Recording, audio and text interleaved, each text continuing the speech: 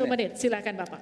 Baik, terima kasih moderator. Anda mengingatkan agar kembali ke tema debat. Karena tadi pertanyaannya itu carbon capture itu nanti debat keempat tanggal 21 Januari. Tapi saya tahu itu kan untuk menghindari tidak adanya regulasi sekarang ini agar tidak lagi terjadi penggundulan karena food estate seperti yang terjadi. Saya sekarang mau bertanya dalam topik ini. Di dalam visi dan misi Anda disebut kalau rasio pajak dinaikkan menjadi 23%. Dalam simulasi kami, angka itu hampir tidak masuk akal. Karena pertumbuhan ekonomi bisa 10. Padahal selama ini pertumbuhan ekonomi 5-6 gitu. Itu kalau Anda bisa menaikkan rasio pajak sampai segitu bisa 10%. Lalu bagaimana Anda mau menaikkan pajak? Orang mau insentif pajak aja orang tidak ngambil. Terima kasih. Assalamualaikum warahmatullahi wabarakatuh. Waalaikumsalam warahmatullahi. Silakan cawapres nomor urut 2 untuk menjawab, waktu Anda 2 menit. Prof. Mahfud, yang namanya menaikkan rasio pajak dan menaikkan pajak itu beda. Satu, gimana caranya menaikkan penerimaan pajak atau menaikkan rasio pajak? Saya tadi sudah bilang di segmen sebelumnya, kita akan membentuk badan penerimaan pajak dikomandoi langsung oleh Presiden, sehingga akan mempermudah koordinasi dengan kementerian-kementerian terkait. Itu.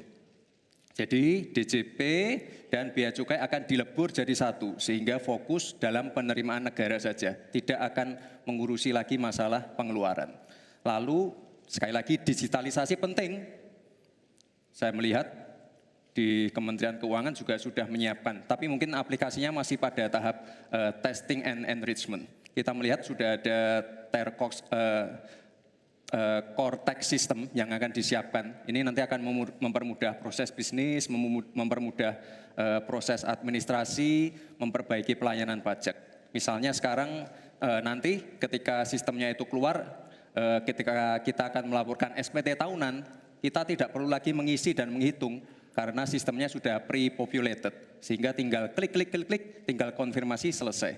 Mempermudah. Lalu untuk masalah pertumbuhan ekonomi, Pak, tadi saya bicara masalah hilirisasi, bicara masalah investasi. Sekali lagi, Pak, tadi saya baru bicara masalah nikel, kita belum bicara masalah tembaga, boksit, timah, tembaga, bioetanol, bioaftur, biodiesel. Kita kalau serius ya Pak ya, kita benar-benar bisa menjadi raja energi dunia, Pak. Tapi kita harus serius dan harus fokus dan harus ada keberlanjutan dan penyempurnaan. Matur nuwun, Prof. Mahfud. Harap tenang, kita lanjutkan. Kita beri kesempatan kepada Bapak Mahfud MD untuk menanggapi. Waktunya 1 menit, silakan ya, Bapak. Mas Gibran yang terhormat, apa sih perbedaan antara penerimaan pajak dan tax ratio? Anda bicara 23%, 23% dari apa ini? Kalau Anda bicara bahwa beda antara penerimaan pajak dan rasio atau tax ratio pajak. Kan kalau persen kaitannya dengan PDB, apa 23% dari APBN atau apa? Kalau 23% dari APBN itu salah. Karena sekarang aja sudah 82%, dengan tax ratio sekarang hanya 10,5, sumbangan terhadap APBN itu 20%. Saya ingin tanya, 23% itu dari apa? 23% dari PDB atau dari APBN atau apa untuk menaikkan pajak? Hati-hati loh. Rakyat itu sensitif kalau pajak dinaikkan. Karena kita sudah berkali-kali nawarkan teks amnesti juga tidak jelas hasilnya. Kemudian teks pajak itu, insentif pajak sudah ditawarkan oleh pemerintah. Benar tidak Pak yang mau? Karena diperas-peras juga jadi alat nego di kantor pajak. Nah oleh sebab itu ini harus jelas. 23% dari apa selesai. Silakan. Masih lanjut. Silakan.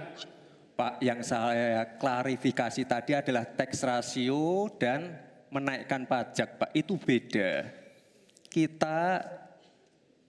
Kita ini tidak ingin berburu di dalam kebun binatang. Kita ingin memperluas kebun binatangnya. Kita tanami, binatangnya kita gemukkan. Artinya apa? Membuka dunia usaha baru. Sekarang NPWP, yang punya NPWP ini baru 30%. Artinya apa? Kita harus melakukan intensifikasi dan ekstensifikasi. Saya tahu pasti pada negatif thinking, kita tidak akan memberatkan UMKM yang di bawah omsetnya 500 juta, pajaknya 0. Pengen modal 200 juta, kur, tanpa agunan. Nggak ada yang memberatkan, Mbak. Terima kasih. Baik. Baik. Harap tenang, kita lanjutkan. Tenang, kita lanjutkan. Kali ini saya akan mempersilahkan untuk calon wakil presiden nomor urut 1 untuk memberikan pertanyaan ke calon wakil presiden nomor urut 3. Bapak Muhaimin Iskandar, waktu Anda untuk bertanya adalah 1 menit. Saya persilakan. Terima kasih Pak Mahfud yang saya hormati. Pemasukan negara itu salah satunya adalah dari kepemilikan lahan yang luas. Banyak kepemilikan lahan yang berlebihan. Akumulasi kekayaan hanya di segelintir orang dan selalu menjadi topik yang belum pernah selesai sampai hari ini. Pertumbuhan ekonomi yang tinggi hanya dinikmati oleh segelintir orang karena akses kepemilikannya juga terbatas. Pemerataan menjadi kata yang tidak bermakna. Maka saya ingin pendapat Pak Mahfud, bagaimana mewujudkan keadilan sosial dimulai dari pemerataan kepemilikan tanah, akses dan lahan. Karena kalau sampai hari ini begitu, maka tidak akan pernah ada kemampuan rakyat untuk mengakses modal ekonomi. Terima kasih. Baik, silakan Pak Mahfud untuk menjawab. Waktu Anda untuk menjawab 2 menit, kami persilakan Bapak. Caimin, itu diskusi sudah lama. Sejak zaman Bung Karno itu dulu mengeluarkan undang-undang land reform, redistribusi lahan itu tadi. Yang sampai sekarang itu tidak jalan meskipun undang-undangnya masih berlaku. Kenapa? Lagi saya katakan ini pada aparat, pada kedisiplinan kita, pada penegakan hukum kita. Itu masalahnya sebenarnya. Coba sekarang ini kalau data yang pernah saya dengar dari Pak Prabowo beberapa tahun lalu, 1% penduduk menguasai 75% lahan. 99% penduduk berebut mengelola hanya 20% lahan sisanya. Memang timpang. Oleh sebab itu upaya-upaya pemerataan itu harus terus dilakukan. Nah caranya, saya sebelum masuk ke caranya tadi. Caranya tentu kita lihat fakta yang ada di lapangan. Betapa sekarang ini banyak lahan itu diperoleh secara kolusi yang tidak jelas. Saya pernah dikritik, Pak kenapa ini pemerintah ini sekarang kok lahannya tidak jelas. Diserahkan ke orang semua, rakyat tidak kebagian. Saya tanya, mana daftar lahan? Saya minta ke Kementerian Pertanian. Oh ini dibuat tahun sekian, ini tahun sekian, ini tahun sekian, tahun sekian. Saya tahu di mana masalahnya dan siapa yang membuat ini. Ini yang harus ditertibkan. Apalagi sekarang lahan-lahan ini tiba-tiba diduduki orang. Diduduki orang sampai puluhan tahun, negara diam aja. Bahkan mau diberi ampun. Kemarin itu, diberi pengampunan pajak. Saya bilang, ini harus pidana, masuk. Itu dia menguasai tanah 22 tahun tidak bayar pajak lalu diberi ampun asal mulai baik-baik kembalikan seandainya pajak. Tidak bisa, saya bilang. Nah sekarang dia ini sudah masuk pidana dan sudah inkrah. Nah itu saya kira jalan yang keluarnya itu kedisiplinan kita menegakkan aturan. Itu saja saya kira jawaban yang menurut saya simpel dan tepat. Selesai. Baik. Silakan Pak Muhaimin untuk memberikan tanggapan dari jawaban Pak Mahfud tadi. Terima kasih. Yang disampaikan Pak Mahfud kurang satu hal saja, yaitu harus ada political will, kemauan politik yang sungguh-sungguh, sekaligus memanfaatkan instrumen hukum yang memadai. Saya ingat debat Pilpres 5 tahun yang lalu, ada komitmen untuk membagi lahan dengan menggunakan land reform dengan istilah, menurut waktu itu kita istilahkan dengan distribusi kepemilikan lahan. Sehingga yang ingin saya tegaskan dari jawaban Pak Mahfud tadi adalah instrumen hukum harus dipakai secara optimal, diikuti dengan kemauan dan kesungguhan politik, bukan hanya retorika politik. Oleh karena itu agar tanah-tanah yang dikuasai oleh segelintir orang terdistribusi dan rakyat ikut menikmati, terutama untuk lahan-lahan pertanian yang lebih produktif. Terima kasih. Silakan langsung ditanggapi Pak Mahfud, waktu Anda. Ya, memang begitu kan, dari program yang kami lakukan, kita akan melakukan redistribusi tanah. Dulu dalam 5 tahun terakhir ini bahkan ada kan pembagian tanah untuk rakyat agar merata. Lalu ada 1 juta sertifikat. Setahu saya 1 juta sertifikat itu memang sudah dibagi, tetapi itu untuk mereka yang memang sudah menempati tanah itu. Menempati itu lalu diberi sertifikat. Lahan yang lain itu belum dibagi terhadap orang yang belum punya. Nah itulah yang akan kita kerjakan besok dalam rangka redistribusi tanah itu. Itu betul Pak Muhaimin, betul 100% bahwa masalahnya political will. Di antara political will yang paling penting itu adalah penegakan hukum. Political will untuk menegakkan hukum itu adalah kuncinya. Aturannya semua sudah ada, tapi kemudian bocor di mana-mana, tidak jalan di mana-mana. Banyak tanah orang tidak pernah dijual, tiba-tiba dirampas orang lain dan dia tidak berdaya. Nah itulah masalahnya, Cak Imin. Selesai. Tuntas. Terima kasih. Kita lanjutkan. Tenang.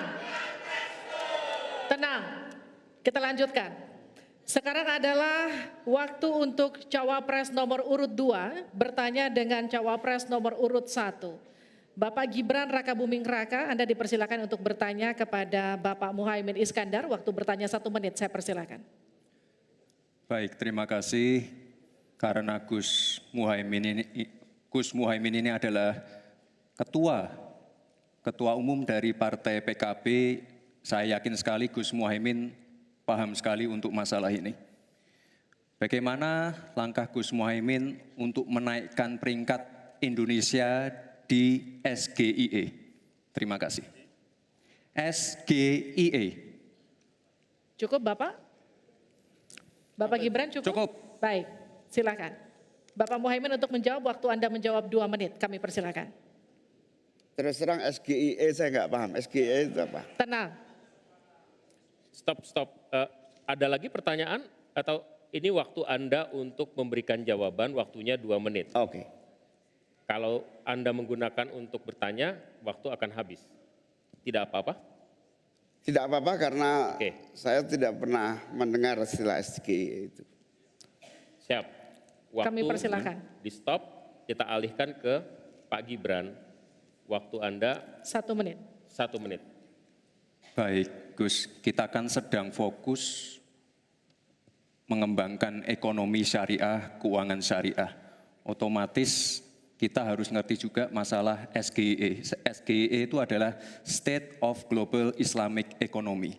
Misalnya sekarang yang sudah masuk peringkat 10 besar adalah makanan halal kita, skincare halal kita, fashion kita. Nah, itu yang saya maksud, Gus. Dan ya mohon maaf kalau pertanyaannya agak sulit ya Gus, terima kasih. Harap tenang. Tenang. Mohon kerjasamanya. Waktu Anda, Pak Muhaimin, 1 menit untuk menanggapi. Terima kasih. Memang pertanyaan ini sungguh penting karena Indonesia dengan jumlah umat Islam yang terbanyak di dunia, sekaligus bukan saja sebagai pasar ekonomi syariah, pasar pariwisata halal, pasar perbankan syariah, tetapi sekaligus punya potensi menjadi pusat ekonomi syariah dunia. Nah, posisi kita yang masih di bawah ini membutuhkan langkah-langkah penting agar yang disebut SGIE ini menjadi kita menaikkan peringkat kita. Ada beberapa hal yang bisa kita lakukan. Yang pertama, yang harus dilakukan pemerintah adalah menyiapkan seluruh perangkat regulasi agar tumbuh kembang seluruh industri halal, termasuk bagaimana membantu sertifikasi secara murah bahkan gratis, terutama bagi UMKM kita. Habis waktunya.